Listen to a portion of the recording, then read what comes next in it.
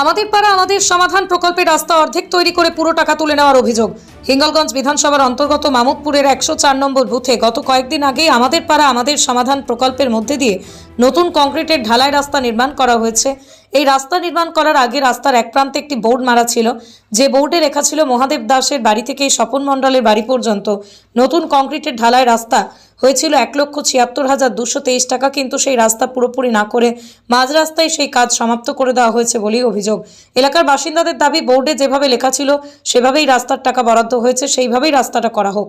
এটা সম্পূর্ণ হয়নি। আজ কন্ট্রাক্টরকে বললাম বইতেছে ওই ইয়াতে এখান থেকে স্বপন মণ্ডলের বাড়ি অবধি এখান থেকে দেওয়ার কথা, ফাংশন করা, সেই পর্যন্ত সেখানটা হয়নি বলে ওখান থেকে বললো যে এখানটা হাফ হবে, আমাদের টাকা কুলোচ্ছে না, ওই জন্য আমরা করতে পারছি ওই হাফ পর্যন্ত এখান থেকে করি। বোর্ডে কত টাকা লেখা আছে?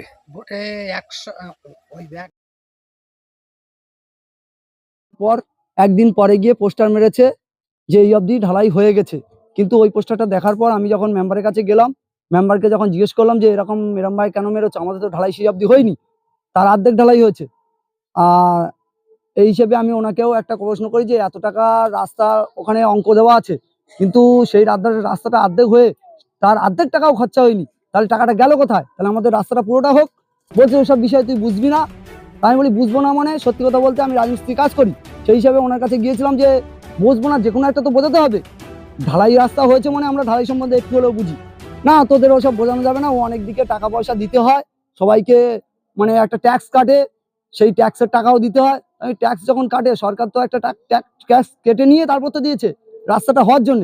ওসব বোঝানো যাবে না তোকে বলে টলে। আমি বললাম দেখ বলো আমি ভিডিওতে জানাবো না মানে প্রধানকে বলবো। যেখানে পারিস যা আমার কোনো অসুবিধা নেই। ঠিক আছে তাহলে জানাবো। এবার তারপরে প্রধানকে জানানো হয়েছে, প্রধান থেকে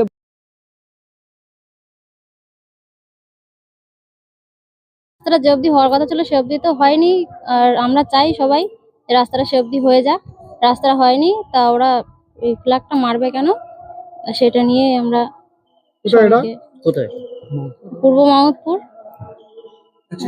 104 নম্বর বুথ। আমার নাম সুপর্ণা মণ্ডল।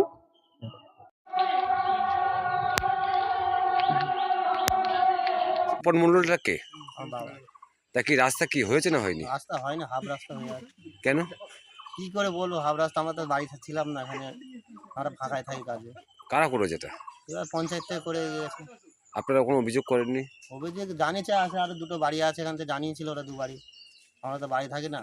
আচ্ছা, তা আপনারা কি চাইছেন? আমরা রাস্তা চাইছিলাম, রাস্তা হয়নি, পরে হবে বলছে। কি সমস্যা হয় বর্ষাকালে?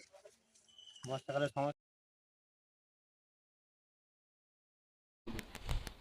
কোনো একটা স্কিম কোনো জনপ্রতিনিধিরা দেখা যাচ্ছে রামের বাড়িতে শ্যামের বাড়ি পর্যন্ত দেয়, সেই রাস্তাটা আছে 1 কিলোমিটার, এটা উদাহরণ।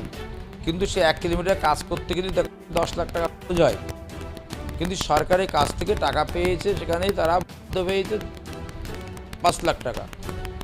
তাহলে সেই রাস্তা করা সম্ভবপর না। ওখানে একটা ভুল যেটা করেছে যে অমুকির বাড়ির থেকে অমুক বাড়ি পর্যন্ত না করে যদি ওইটা অমুকির বাড়ির থেকে অমুক বাড়ির দিকে কথাটা যদি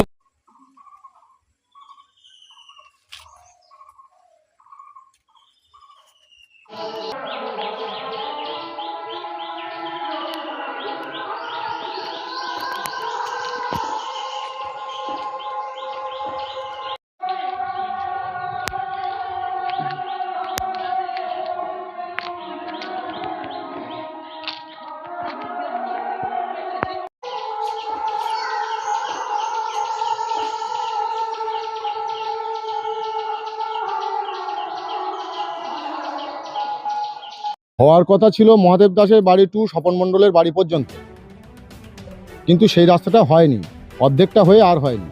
কোথায় কোথায় জানিয়েছিলেন আপনারা? আপনারা প্রধানকে জানিয়েছি, মেম্বারকে জানিয়েছি, বিডিওকে জানিয়েছি। কি বললো?